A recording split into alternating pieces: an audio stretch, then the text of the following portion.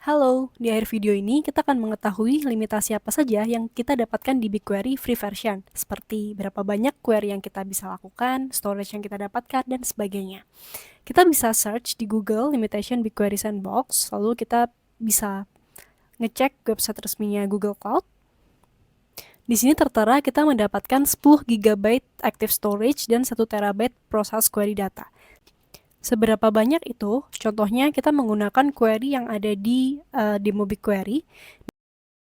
Di sini tertera cost query-nya adalah 618 MB, yang mana jika kita mendapatkan limitasi sebesar 1 TB, maka kita bisa melakukan query yang sama sebesar 1500 kali lebih dalam sebulan. Jadi ini udah sangat-sangat banyak ya guys. Selain bisa melakukan query, kita juga bisa menyimpan tabel milik kita sendiri dengan limitasi 10 GB.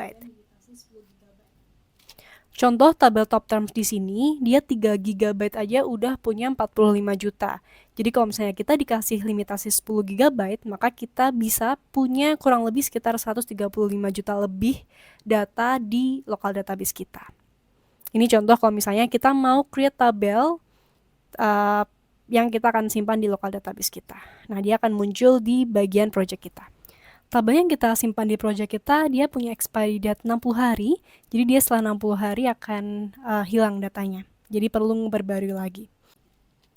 Selain dalam hal jumlah query dan active storage, beberapa fitur yang tidak aktif misalnya streaming data, ini maksudnya adalah kita tidak bisa send live data to BigQuery, terus DML untuk insert, update, delete juga tidak aktif, dan beberapa platform tidak bisa kita import datanya seperti Google Ads dan YouTube.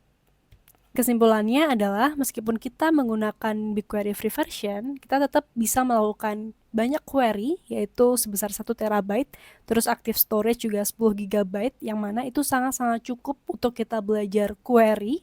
Terus beberapa fitur lain yang tidak aktif seperti streaming data, DML, insert, update, delete, dan data transfer service juga masih sangat tolerable kalau misalnya tujuan kita adalah untuk belajar query.